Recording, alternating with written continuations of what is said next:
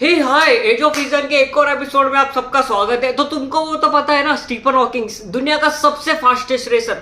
अभी वो जो है उसकी रेस लगी है टॉर्टोइस के साथ। अभी सोचो एक बार, fastest racer Stephen Hawking versus tortoise, सबसे स्लोएस्ट एनिमल। अब इसमें से कौन जीतेगा? सोचो एक बार। ऑब्वियसली स्टीफन हॉकिंग ही जीतेगा, क्योंकि वो तो सबसे फास्टेस्ट है ना।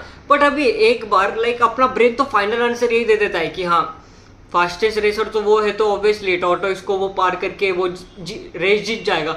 भले ही अपन ने टॉर्टोइस को हेड स्टार्ट भी दे दिया, भले ही अपन ने आधा घंटा पहले ही टॉर्टोइस को छोड़ दिया, स्टिल जीतने तो वही वाला है ना। आंसर तो फटाक से। हे हाय, एज ऑफ रीजन के एक और एपिसोड में आप सब हे हाय, एज ऑफ रीजन के एक और एपिसोड में आप सबका स्वागत है। तो आपको तो वो पता है ना, स्टीफन हॉकिंग दुनिया का सबसे फास्टेस्ट रेसर है स्टीफन हॉकिंग अपना। तो उसकी रेस टॉर्टोइस से लगी है। सोचो एक बार, टॉर्टोइस वर्सेस स्टीफन हॉकिंग, जो कि सबसे दुनिया का फास्टेस्ट रेसर है, और उसकी रेस जो सबसे स्लोएस्ट एनिमल है टोटोइस, उसके साथ लगी है। एक बार सोच के देखो, ये रेस में तो ऑब्वियसली स्टीफन हॉकिंग तो जीतेगा ही ना। सोच के देखो, भले ही अपन ने टॉर्टोइस को हेड स्टार्ट भी दे दिया, अगर भले ही टॉर्टोइस को बोल दिया कि तू भोसड़ी का आधे घंटे पहले भाग जा, फिर भी कोई दिक्कत नहीं है, क्योंकि स्टीफन हॉकिंग तो क्या है, फास्टेस्ट है, तो वो फटाक से रेस को जीत लेगा। बट एक बार सोच के देखो कि क्या सही में वो जीतेगा? देखो, जेनो एक नाम का बंदा था, वो क्या करता था, वो हमेशा मोशन को टक्कर देता था कि क्या मोशन स्लो होता है, क्या मोशन फास्ट होता है, क्या मोशन पॉसिबल ही नहीं है। तो ये एक ऐसा बंदा था जो कि बार बार मोशन को क्वेश्चन किए जा रहा था कि मोशन क्या है रियलिटी में। तो ये चीज़ को ठीक है, ये जो अपन ने जो क्वेश्चन था स्टीफन हॉकिंग और रेस वाला, उसको लॉजिकल वे में एक बार सोच के देखो। पूरा लॉजिकल वे में जाना है। जो फिजिक्स अपने हिसाब से चलती है, जो दुनिया अपने हिसाब से चलती है, नहीं सोचना। ब्रेन को पूरा लॉजिक के हिसाब से ये क्वेश्चन को डील करने बोलना। देखो अभी क्या करते, देखो अगर स्टीफन हॉकिंग को ये रेस जीतनी है, तो वो रेस जीत ही नहीं पाता है बेसिकली। क्योंकि अगर टॉर्टोइस को अपन ने बोला कि हेड स्टार्ट दिया है, अगर उसको वो आधे घंटे पहले ही भाग गया है, स्टिल वो आधे घंटे दूर तो है। स्टीफन हॉकिंग ने आधे घंटे बाद शुरू किया। स्टीफन हॉकिंग जब तक वो वो अपना टोटोइस यहाँ तक पहुंच गया आधे घंटे पहले, स्टीफन हॉकिंग यहाँ पर है, आधे घंटे में यहाँ तक पहुंच जाएगा वो टोटोइस तक। बट वो टोटोइस तो थोड़ा आगे चले जाएगा ना, भले स्लो जाएगा बट आगे तो चल जाएगा। स्टीफन हॉकिंग फिर से उसको पकड़ेगा, फिर से टोटोइस आगे चले जाएगा, फिर से पकड़ेगा। तो इसके हिसाब से सोचा, तो जो टॉर्टोइस है, वो जो स्टीफन हॉकिंग है, वो टॉर्टोइस के घोस्ट को कैच करने जा रहा है। मतलब बेसिकली वो जो टॉर्टोइस आगे भाग रहा है, उसके घोस्ट को वो पकड़ रहा है। वो उसे पार नहीं करने वाला है। वो जो बंदा है अपना फास्टेस्ट रेसर, वो टॉर्टोइस जितना आगे जा रहा है ना, वो उसके घोस्ट को कैचअप करते जा रहा है। एक बार लॉजिकल वे में देखो कि अगर उसको पूरा रेस कंप्लीट करना है, तो उसके घोस्ट के आगे जाना पड़ेगा। बट वो छोटे छोटे डिस्टेंस लेके भी वो टॉर्टोइस के आगे नहीं जा पाएगा। यहाँ पे देखो, ये एग्जांपल दिख रहा है, ये इस हिसाब से ये चलेगा। तो लॉजिकल वे में मोशन कभी पॉसिबल ही नहीं है। लॉजिकल वे में वो बंदा कभी भी टॉर्टोइस को हरा ही नहीं पा रहा है, क्योंकि वो बंदा टॉर्टोइस को चेज ही नहीं कर रहा है, वो बंदा उसके घोस्ट को चेज कर रहा है। और उसका घोस्ट भले ही स्मॉल डिस्टेंस से चेंज तो हो रहा है, आगे तो जा रहा है। तो ये इंटेंशन को, ये जो जीनोक्स का पैराडॉक्स है, ये जो इंटेंशंस थे, इसको बहुत बहुत आराम के तरीके से ब्रेक करते हैं लॉजिकल वे में। वो टाइम पे थोड़ा गिर गया था। वो टाइम पे कैलकुलस नहीं था, ठीक है, वो टाइम पे मैथ्स इवॉल्व नहीं था, वो टाइम पे मोशंस नहीं पता था, वो टाइम पे आई गेस वो भी नहीं थे जिसने फिजिक्स इन्वेंट किया है, साइंस इन्वेंटेड नहीं था। तो ये जो वो टाइम पे अगर तुमने सोचा, तो ये क्वेश्चन बहुत ज़्यादा सटीक बनता है। लॉजिकल वे में तुम नहीं सॉल्व कर पा रहे हो ये जो पैराडॉक्स है उसको, पर फिजिकल वे में ऑब्वियसली स्टीफन हॉकिंग उसको हरा नहीं वाला है। तो बात क्या पता है क्या, ये चीज को अभी की दुनिया कितने अलग वे से चेस करती है, उसमें बात। हे वेट अ मिनट, मुझे पता है कि मेजर प्रॉब्लम क्या आती है। पता है, हर किसी के पास इंफॉर्मेशन रहती है कि क्या करना है क्या नहीं करना है। भाई वर्कआउट के लिए, फिटनेस के लिए इंटरनेट पे इतनी सारी खबर है, इतना सारा इंफॉर्मेशन, हर जगह पे जिम्स है। बट फिटनेस का प्रॉब्लम क्या है सबसे बड़ा वाला? ब्रो, कंसिस्टेंसी का। थोड़े टाइम के बाद अपना मोटिवेशन गिर जाता है, थोड़े टाइम के बाद अपन कुछ कर नहीं पाते। एंड अपनी लाइफ है भाई, लाइफ है। किसी को बच्चे संभालने रहते हैं, किसी को कॉलेज का, किसी को बंदी पटाने रहती है, किसी को कुछ ना कुछ तो रहता ही जिंदगी में कि मोटिवेशन गिर जाता है। कंसिस्टेंसी सबसे बड़ा दिक्कत हो जाता है कि मेरे को फिट तो होना है, बट मेरे साथ कोई सिस्टम ही नहीं है जो मेरे साथ एडप्ट करे। बस यहीं पे ही अपन आता है। हूँ फाउंडर फिटजिनी का। सो फिटजिनी एक कंसिस्टेंसी का सिस्टम है, पता है क्या, ये कोई फिटनेस ऐप नहीं है, ये एक है ना सिस्टम है कंसिस्टेंसी को क्रेजी ब्रेक करने के लिए। इसमें क्या पता है क्या, एक आर्टिफिशियल इंटेलिजेंस जो मैंने ट्रेन किया, मैंने बनाया है, वो तुम्हें क्या करता है, हमेशा तुम्हारे साथ अडॉप्ट करता है, ठीक है, एवरी टाइम पे, एवरी हर पल, एवरी डे तुम्हें अडॉप्ट करता है। तुम्हारे लाइक किसी दिन कुछ छूट जाए, कुछ हो जाए, तुम्हें कुछ नहीं करना है भाई, एआई अडॉप्ट करेगा और ह्यूमन कोच तो एवरी स्टेप पे तुम्हें डांटेगा। अगर तुम एक्सक्यूज दोगे तो भाई वो फटकारेगा, अगर तुम बढ़िया से करोगे तो डिस्काउंट देगा भाई। तो इसकी वजह से एंड पता है, तुम सोचते रहोगे भाई आर्टिफिशियल इंटेलिजेंस ऐसा थोड़ा महंगा नहीं भाई, 1000 रुपया। जाओ एक बार चेक करो, अगर तुम लाइक लकी रहे तो तुमको डिस्काउंट भी मिलेगा। Zeus.pro पे जाओ, एक बार जाके स्क्रॉल करो, एक बार तो जाके तो देख के तो क्या क्या बनाया मैंने करते।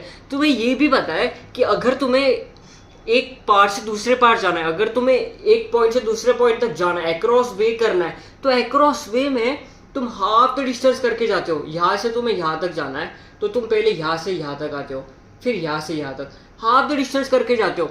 एंड अगर तुमने ये सोचा कि लॉजिकल वे में तुम्हें जो रास्ता है वो हाफ वे पार करके जाना है, तो तुम कभी वो पार ही नहीं कर पाते, इन्फानाइट स्टेप्स हो जाते। ये रेस में भी वही है, ये रेस इन्फानाइटली स्ट्रेस्ड है। मैं क्यों इन्फानाइटली स्ट्रेस्ड है, भले ही स्टार्टिंग में उसे बहुत टॉर्टोइस यहाँ पे है, आधे घंटे आगे, बंदा यहाँ पे आ गया, इसने इतना डिस्टेंस कवर किया। टॉर्टोइस पता है स्लो जाता है तो यहाँ तक ही जाएगा, तो वो इतना करेगा, फिर वो यहाँ तक ही जाएगा, फिर वो इतना करेगा, फिर वो यहाँ तक जाएगा, फिर वो इतना, फिर थोड़ा ये हो रहा है। स्टार्टिंग में उसने बहुत सारा डिस्टेंस कवर किया, फिर थोड़ा कम डिस्टेंस कवर करना पड़ रहा है, बट वो बहुत छोटा होते जा रहा है, जीरो को कभी चेज नहीं कर रहा है। वो डिस्टेंस देख रहे हो, जीरो तक आ नहीं रहा, भले ही वो 0.11 0.0012 आ रहा है, बट वो जीरो एग्जैक्ट जीरो पे नहीं आ रहा है। इसका मतलब क्या, वो इन्फानाइट स्टेप्स है, इन्फानाइट स्टेप्स को कभी भी इन्फानाइट टाइम में खत्म नहीं कर सकते। तुम्हें पता है कि इन्फानाइट चीज कभी कभी खत्म नहीं होती, बट ये चीज अपनी कैलकुलेशन यहाँ पे दवा करती है, ठीक है। अभी ये इसको मैं थोड़ा सा और, बट यहाँ पे रियलिटी आ जाती है, एंड रियलिटी सब कुछ सॉर्ट कर देती है। तुम्हें पता है कि कार्स ओवरटेक करते दूसरे कार्स को, तुम्हें पता है कि रनर्स एक दूसरे को पीछे छोड़ते, तुम्हें पता है कि रियलिटी वर्क कैसे करती है। यहाँ पे दो एजम्पशन है, यहाँ पे दो पीओवीज है, एक जो लॉजिक वाला और एक जो रियलिटी वाला। दोनों सटीक बैठते हैं कि लॉजिकल वे में तुम नहीं कर सकते, नई मोशन पॉसिबल है, नहीं पॉसिबल है कि तुम इन्फानाइट स्टेप्स को कॉम्प्रेस करके कर पाओ, बट फिजिकल वे में भी, रियलिटी वे में भी पॉसिबल है कि हाँ पॉइंट ए से पॉइंट बी तक इन्फानाइटली स्टेप्स लिए जा सकते। यहीं पे जब जीनो ने ये पैराडॉक्स रखा था ना, लाइक बहुत टाइम पहले, तो ये वो टाइम पे कैलकुलस नहीं था। कैलकुलस क्या करता है बताया क्या तुम्हें, ये अपने ब्रेन को आदत है कि जो रियलिटी है उसे सिंप्लीफाई वे में कर दे, जो कॉम्प्लेक्सिटी है उसको सिंप्लीफाई वे में कर दे, फटाफट answer they they, and threat को क्वेश्चन करे। बट यहाँ पे इसीलिए कभी कभी ये जो पैराडॉक्स है वो लॉजिकल वे में सटीक क्यों लग रहा है, क्योंकि तुम्हें पता है कि इन्फानाइट सुनते ही तुम करते हो कि एंडलेस है, इसे कॉम्प्रेस नहीं कर सकते, इसे सॉल्व नहीं कर सकते, इसे ट्रिगर नहीं कर सकते, इसे चेंज नहीं कर सकते। बट ऐसी रियलिटी वर्क नहीं करती, क्योंकि तुम्हारे पास कैलकुलस है। कैलकुलस में जब तुम लिमिट्स का यूज करते हो या फिर लाइक पूरा कैलकुलस यूज करते हो, तो कैलकुलस में तुम लाइक जब ये मैथ्स के टूल्स अपने पास आए तो ये जीनो का पैराडॉक्स यहाँ पे ब्रेक हो गया, क्योंकि यहाँ पे इन्फानाइट चीज को, जैसे कि एक टास्क भी है, वो टास्क अगर 5 सेकेंड का है तो उसे कट डाउन करते करते 0 तक आता है। एंड वही अगर डिस्टेंस भी तुम्हें लाइक हाफ द डिस्टेंस करके जाना है, वो कट डाउन करते करते भले वो पॉइंट इन्फानाइट स्टेप्स तक जाते हैं, बट इन्फानाइट को तुम कॉम्प्रेस करके सॉल्व कर सकते हो। ये कैलकुलस की वजह से होता है। स्टीफन हॉकिंग्स रेस खत्म करते करते इक्वल डिस्टेंस खत्म नहीं किया है, वो जो जैसे ही रेस खत्म कर रहा है तो पहले ज्यादा डिस्टेंस, फिर थोड़ा कम, तो थोड़ा कम, तो हमेशा उसका जो डिस्टेंस है ना वो कम होते जा रहा है। एंड कम तो हो रहा है ना, भले ही वो 0.% पे आते आते 0 तक कभी नहीं आ रहा है, बट स्टिल वो कम तो हो रहा है ना। एंड यही चीज को लाइक कैलकुलस की इन्फानाइट चीजें सेट करती है, क्योंकि इन्फानाइट चीज में अगर तुम बाउंड करके रखे, अगर तुमने लाइक लिमिट्स डाल के रखे, अगर तुमने डिस्टेंस को एक लिमिटेड टाइम के सेगमेंट्स में पैक करके रखा, तो ऑब्वियसली ये रेस खत्म करना पॉसिबल है। एंड ये इवेंचुअली रियल लाइफ में इतना क्रेजी हिट होता है कि तुम्हें पता है कि जब तुम कोई भी एक नई चीज लाइक आयरन मैन मूवी जो थी, आयरन मैन जब आयरन मैन नया नया आयरन मैन बना था, आयरन मैन 1 पहले वाला मूवी में, अपना वो भाई क्या करता था, उसने मस्त दिल में छेद विद किया, फिर उसने लाइक वो फिगर आउट कर रहा था, वो इंजीनियर कर रहा था कि आयरन मैन का सूट कैसे बनाए। पहले वो मेटेलिक सूट था झटू सा, फिर जैसे जैसे पार्ट 3 आया उसके पास कितने सूट्स बन गए। एंड पहले सूट को बनाने के लिए उसे बहुत ज़्यादा टाइम लगा, बहुत ज़्यादा सोचना पड़ा, बहुत ज़्यादा उसने काम किया, तो वो स्टेप बहुत बड़ा था, ठीक है। एंड जैसे ही पार्ट 2 पार्ट 3 आते आते उसके जो बाकी के सूट्स है वो जल्दी जल्दी बन गए। बट अगर वो फर्स्ट पीओवी के हिसाब से देखे तो टाइम तो उतना ही लग रहा है ना, उसे जो सूट क्रिएट करना है वो जो अगर बेसिकली अगर ये हमने ये देखा कि उसको 2 साल लगे एक पूरा एक नया सूट बनाने के लिए, तो सेकंड क्वेश्चन भी तो यही चाहिए कि उसको अगला 2 साल चाहिए एडवांस सूट बनाने के लिए, अगला 3 साल चाहिए और बेटर सूट बनाने के लिए। बट वो डिस्टेंस इक्वल नहीं है। हमेशा 2 साल उसको एक सूट बनाने लगा, फिर उसने 1 साल में 6 सूट बनाए अलग अलग, उसने फिर आगे के आधे घंटे में 200 सूट्स बना दिए। ये पैराडॉक्स जहाँ पे हिट होता है अपने रियल लाइफ में भी, कि एक जब भी तुम कोई नया टास्क शुरू करते हो, जब भी तुम कोई नई एक्टिविटी शुरू करते हो, हॉबी शुरू करते हो, यू फील लाइक कि हाँ भाई स्टार्टिंग में तुम बहुत ज़्यादा काम करते हो, बहुत ज़्यादा मेहनत करते हो, बहुत ज़्यादा सीखते हो क्योंकि वो तुम्हारे लिए पूरा नया है। बट वंस जब तुम्हारा ब्रेन उस पैटर्न को रिकॉग्नाइज करना स्टार्ट कर देता है तो आगे की स्टेप्स बहुत छोटे फील होते हैं, बहुत मिनिमम फील होते हैं। कभी कभी तो जब तुम लाइक एक चीज़ में 2 3 4 साल घुस जाते हो एक ही चीज़ में, तो इतने मिनिमम लगता है कि तुम्हें लगता है नहीं कि कोई प्रोग्रेस हो रही है।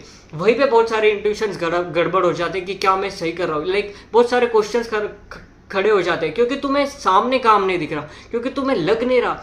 ब्रेन ये फंक्शन करता है कि तुम काम नहीं कर रहे हो तो जीवन में कुछ सही नहीं चल रहा ना ही, तुमने काम करके रखा है, तुम ये भूल जाते हो कि तुमने मेहनत करके रखी है, तुम ये भूल जाते हो कि वो जो नाइट से जो तुमने क्रेजी वर्कआउट किया है, क्रेजी मेहनत की है, वो भूल जाते हो। एंड लाइक प्रेजेंट डे पे फोकस करते हो कि आज तो भाई मैंने थोड़ा 5% ही किया, आज तो भाई थोड़ा ही किया, लग ही नहीं रहा है अपन इस चीज़ में। एंड फिर तुम डाइवर्ट करने शुरू कर जाते हो, क्वेश्चन पे क्वेश्चन करना शुरू कर जाते हो, ओवरथिंक करना शुरू कर जाते हो, खुद के लाइक जो तुमने अचीव किया है उस पर क्वेश्चन करने लग जाते हो, जबकि तुम बहुत फार आ चुके हो। यहाँ पे इतना परफेक्ट लाइक एक बार अगर तुमने ये इवेंचुअली फील किया ना लाइफ में, तो लाइफ को डील करना इजी हो। जब जीरो ने मोशन को अलग अलग वे में क्वेश्चन करना स्टार्ट किया, जब जीनो ने मोशन के फंडामेंटल्स को क्वेश्चन करना स्टार्ट किया, जो कि करना जरूरी नहीं था, क्योंकि ये जो क्वेश्चन उसने किया वहां पे बहुत सारे ओवर थिंकिंग के पैरामीटर्स क्लिक हो गए, क्योंकि उसने ये मोशन के वाले क्वेश्चंस को 3 या 4 वे से प्रूव करने का ट्राई किया। ये एक ही पैराडॉक्स नहीं है, उसके मोशन के 3 या 4 पैराडॉक्स है। मतलब तुम वो उसकी साइकोलॉजी देख रहे हो, वो इतना स्टक हो गया ये मोशन की फिलोसॉफी में कि उसने अलग अलग वे से इतना सोचा ये अब्सर्ड क्वेश्चन के लिए।